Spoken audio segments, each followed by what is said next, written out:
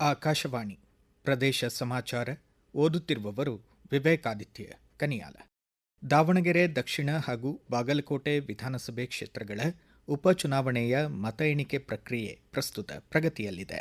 ಬಾಗಲಕೋಟೆ ವಿಧಾನಸಭೆ ಕ್ಷೇತ್ರದ ಮತ ಎಣಿಕೆ ತೋಟಗಾರಿಕೆ ವಿಜ್ಞಾನಗಳ ವಿಶ್ವವಿದ್ಯಾಲಯದಲ್ಲಿ ಮುಂದುವರಿದಿದ್ದು, 16ನೇ ಸುತ್ತಿನ ಮತ ಎಣಿಕೆ ಬಳಿಕ ಕಾಂಗ್ರೆಸ್ ಅಭ್ಯರ್ಥಿ ಉಮೇಶ್ ಹುಲ್ಲಪ್ಪ ಮೇಟಿ 10,764 ಮತಗಳ ಮುನ್ನಡೆ ಸಾಧಿಸಿದ್ದಾರೆ. ದಾವಣಗೆರೆ ದಕ್ಷಿಣ ವಿಧಾನಸಭೆ ಕ್ಷೇತ್ರದ ಮತ ಎಣಿಕೆ ನಗರದ ಡಿಆರ್ಆರ್ ವಿದ್ಯಾಸಂಸ್ಥೆಯಲ್ಲಿ ನಡೆಯುತ್ತಿದ್ದು, ಇತ್ತೀಚಿನ ವರದಿ ಬಂದಾಗ 7ನೇ ಸುತ್ತಿನಲ್ಲಿ ಬಿಜೆಪಿ ಅಭ್ಯರ್ಥಿ ಶ್ರೀನಿವಾಸ ಟಿ ದಾಸಕರಿಯಪ್ಪ ಅವರು ಪ್ರತಿಸ್ಪರ್ಧಿ ಕಾಂಗ್ರೆಸ್ ಪಕ್ಷದ ಸಮರ್ಥ್ ಶಾಮನೂರ್ ಎದುರು 3,925 ಮತಗಳ ಮುನ್ನಡೆ ಸಾಧಿಸಿದ್ದಾರೆ. ಅಗ್ನಿಶಾಮಕ ದಳದ ಸಿಬ್ಬಂದಿಯ ಶೌರ್ಯ, ಬದ್ಧತೆ ಮತ್ತು ತ್ಯಾಗಗಳನ್ನು ಗೌರವಿಸುವ ದಿನವಿಂದು.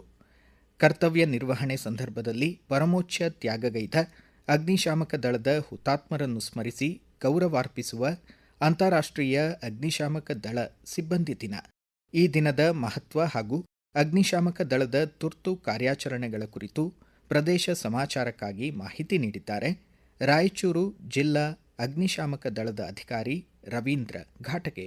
ಅಂತಾರಾಷ್ಟ್ರೀಯ ಅಗ್ನಿಶಾಮಕ ಸಿಬ್ಬಂದಿ ದಿನವನ್ನು ಪ್ರತಿ ವರ್ಷ ಆಚರಿಸ್ತಾ ಇದ್ದಾರೆ. ಡಿಸೆಂಬರ್ 2, 1998ರಲ್ಲಿ ಆಸ್ಟ್ರೇಲಿಯಾದ ಲಿಂಟನ್ನಲ್ಲಿ ಕಾಡ್ಗಿಚ್ಚು ಸಂಭವಿಸಿ 5 ಅಗ್ನಿಶಾಮಕರು ಸಾವನ್ನಪ್ಪುತ್ತಾರೆ. ಅವರ ಸ್ಮರಣಾರ್ಥಕ್ಕಾಗಿ 1999ರಿಂದ ಈ ದಿನವನ್ನು ಫೈರ್ ಫೈಟರ್ಸ್ ಡೇ ಅಂತ ಆಚರಿಸ್ತಾ ಬರ್ತಾ ಇದ್ದೇವೆ. ಇದರ ಮೂಲ ಉದ್ದೇಶ ಏನಂತಂದ್ರೆ ಸಾರ್ವಜನಿಕರಲ್ಲಿ ಅಗ್ನಿ ಸುರಕ್ಷತೆಯ ಬಗ್ಗೆ ಅರಿವು ಮೂಡಿಸುವ ಕಾರ್ಯಕ್ರಮವನ್ನು ನಾವು ಹಮ್ಮಿಕೊಳ್ತೇವೆ. ಈ ಒಂದು ವಾರದಲ್ಲಿ ಆಸ್ಪತ್ರೆಗಳಾಗಿರ್ಬೋದು, ಶಾಲಾ ಕಾಲೇಜುಗಳಾಗಿರ್ಬೋದು, ಮತ್ತೆ ಹಳ್ಳಿ ಪ್ರದೇಶಗಳಲ್ಲಿ ಈ ಅಗ್ನಿ ಸುರಕ್ಷತೆ ಬಗ್ಗೆ ಅರಿವು ಮೂಡಿಸುವ ಕಾರ್ಯಕ್ರಮದ ಮುಖಾಂತರ ಈ ದಿನವನ್ನು ನಾವು ಆಚರಿಸ್ತಾ ಇದ್ದೀವಿ. ನಾಳೆ ರಾಯಚೂರು ನವೋದಯ ಇಂಜಿನಿಯರಿಂಗ್ ಕಾಲೇಜು ಪರಿಸರದಲ್ಲಿ ಅಗ್ನಿಶಾಮಕ ದಳದಿಂದ ವಿವಿಧ ಇಲಾಖೆಗಳ ಸಹಯೋಗದೊಂದಿಗೆ ಅಣಕು ಕಾರ್ಯಾಚರಣೆ ಆಯೋಜಿತವಾಗಿದೆ. ವಿಜಯಪುರ ಜಿಲ್ಲೆ ರಾಷ್ಟ್ರೀಯ ಹೆದ್ದಾರಿ 34ರ ಯಕ್ಕುಂಡಿ ಖಾಕಂಡ್ಕಿ ರಸ್ತೆಯನ್ನು 3 ಕೋಟಿ ರೂಪಾಯಿ ವೆಚ್ಚದಲ್ಲಿ ಅಭಿವೃದ್ಧಿಪಡಿಸಲಾಗುತ್ತಿದ್ದು, ಕಾಮಗಾರಿಗೆ ಜಿಲ್ಲಾ ಉಸ್ತುವಾರಿ ಖಾತೆ ಸಚಿವ ಎಂಬಿ ಪಾಟೀಲ್ ಚಾಲನೆ ನೀಡಿದರು. ವಿಜಯಪುರ ತಾಲೂಕಿನ ರಾಷ್ಟ್ರೀಯ ಹೆದ್ದಾರಿ 34ರಿಂದ ಹರಳೆಯನ್ನಗುಂಡ ರಸ್ತೆಯವರೆಗಿನ ಸುಧಾರಣಾ ಕಾಮಗಾರಿಗೆ ಯಕ್ಕುಂಡಿ ಗ್ರಾಮದಲ್ಲಿ ಸಚಿವರು ಭೂಮಿ ಪೂಜೆ ನೆರವೇರಿಸಿದರು. ಗದಗ ತಾಲೂಕು ಮೊಳಗುಂದ ಗ್ರಾಮದಲ್ಲಿ 14 ಕೋಟಿ ರೂಪಾಯಿ ವೆಚ್ಚದ ಕೆಇಬಿ ಗ್ರಿಡ್ ನಿರ್ಮಾಣ ಕಾಮಗಾರಿಗೆ ಜಿಲ್ಲಾ ಉಸ್ತುವಾರಿ ಸಚಿವ ಎಚ್.ಕೆ. ಪಾಟೀಲ್ ಚಾಲನೆ ನೀಡಿದರು. ಕೋಲಾರ ತಾಲೂಕು ಕ್ಯಾಲನೂರು ಬಳಿ 6 ಕೋಟಿ ರೂಪಾಯಿ ಹಾಗೂ ಛತ್ರ ಕೋಡಹಳ್ಳಿ ಬಳಿ 4 ಕೋಟಿ ರೂಪಾಯಿ ವೆಚ್ಚದಲ್ಲಿ ಹೊಸ ಸೇತುವೆಗಳ ನಿರ್ಮಾಣವಾಗಲಿದೆ ಎಂದು ಕೋಲಾರ ಶಾಸಕ ಕೊತ್ತೂರು ಮಂಜುನಾಥ್ ತಿಳಿಸಿದ್ದಾರೆ. ಧಾರವಾಡ ಜಿಲ್ಲೆ ಹುಬ್ಬಳ್ಳಿಯ ಬಿಡನಾಳದ Shri R K. Patil public school ಪದವಿ ಪೂರ್ವ ಮಹಾವಿದ್ಯಾಲಯವಾಗಿ ಉನ್ನತೀಕರಿಸಿದ್ದು, ಶಾಸಕ ಪ್ರಸಾದ್ ಅಬ್ಬಯ್ಯ ಭೇಟಿ ನೀಡಿ ಪರಿಶೀಲಿಸಿದರು. ಶಿಕ್ಷಣ ಇಲಾಖೆ ಹಿರಿಯ ಅಧಿಕಾರಿಗಳಾದ ತೇಜಸ್ವಿನಿ ನಾರಾಯಣ್ಕರ್ ಹಾಗೂ ಉಮೇಶ್ ಬೊಮ್ಮಕ್ಕನವರ್ ಪಾಲ್ಗೊಂಡಿದ್ದರು.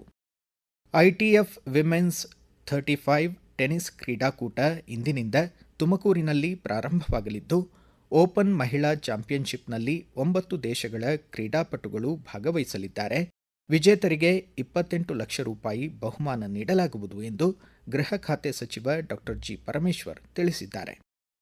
ಮುಂದಿನ 7 ದಿನಗಳ ಕಾಲ ರಾಜ್ಯಾದ್ಯಂತ ಒಣಹವೆ ಹಾಗೂ ಬಿಸಿಲಿನ ವಾತಾವರಣ ಮುಂದುವರಿಯುವ ಸಾಧ್ಯತೆ ಇದೆ. ರಾಜ್ಯದ ಹಲವು ಭಾಗಗಳಲ್ಲಿ ಅಲ್ಲಲ್ಲಿ ಗುಡುಗು ಸಿಡಿಲು ಸಹಿತ ಜೋರಾದ ಗಾಳಿಯೊಂದಿಗೆ ಹಗುರ ಸಾಧಾರಣ ಮಳೆಯಾಗುವ ಸಾಧ್ಯತೆ ಇದೆ ಎಂದು ರಾಜ್ಯ ಹವಾಮಾನ ಇಲಾಖೆಯ ಹಿರಿಯ ವಿಜ್ಞಾನಿ ಬೆಂಗಳೂರಿನ ಸಿಎಸ್ ಪಾಟೀಲ್ ತಿಳಿಸಿದ್ದಾರೆ. ಭಾರತೀಯ ಹವಾಮಾನ ಇಲಾಖೆ ಮುನ್ಸೂಚನೆಯಂತೆ ನಾಳೆಯವರೆಗೆ ಯಾದಗಿರಿ ಜಿಲ್ಲೆಯಾದ್ಯಂತ ಬಿಸಿಗಾಳಿ ತೀವ್ರಗೊಳ್ಳುವ ಸಾಧ್ಯತೆ ಇದೆ. ಯೆಲ್ಲೋ ಅಲರ್ಟ್ ಘೋಷಿಸಲಾಗಿದೆ. ಜಿಲ್ಲಾಧಿಕಾರಿ ಹರ್ಷಲ್ ಭೋಯರ್ ಬಿಸಿಗಾಳಿ ಹಾಗೂ ಉಷ್ಣಾಘಾತ ಆರೋಗ್ಯದ ಮೇಲೆ ದುಷ್ಪರಿಣಾಮ ಬೀರುವ ಸಾಧ್ಯತೆ ಇದ್ದು, ಮಧ್ಯಾಹ್ನ 12ರಿಂದ ಸಂಜೆ 4 ಗಂಟೆಯವರೆಗೆ ಮನೆಯಿಂದ ಹೊರಹೋಗದಂತೆ, ಬಿಸಿಲಿನಲ್ಲಿ ಶ್ರಮದಾಯಕ ಕೆಲಸ ಮಾಡದಂತೆ ಹಾಗೂ ಮುಂಜಾಗ್ರತಾ ಕ್ರಮಗಳನ್ನು ಕಟ್ಟುನಿಟ್ಟಾಗಿ ಪಾಲಿಸುವಂತೆ ಸೂಚಿಸಿದ್ದಾರೆ. ಇಲ್ಲಿಗೆ ಪ್ರದೇಶ ಸಮಾಚಾರ ಮುಕ್ತಾಯವಾಯಿತು.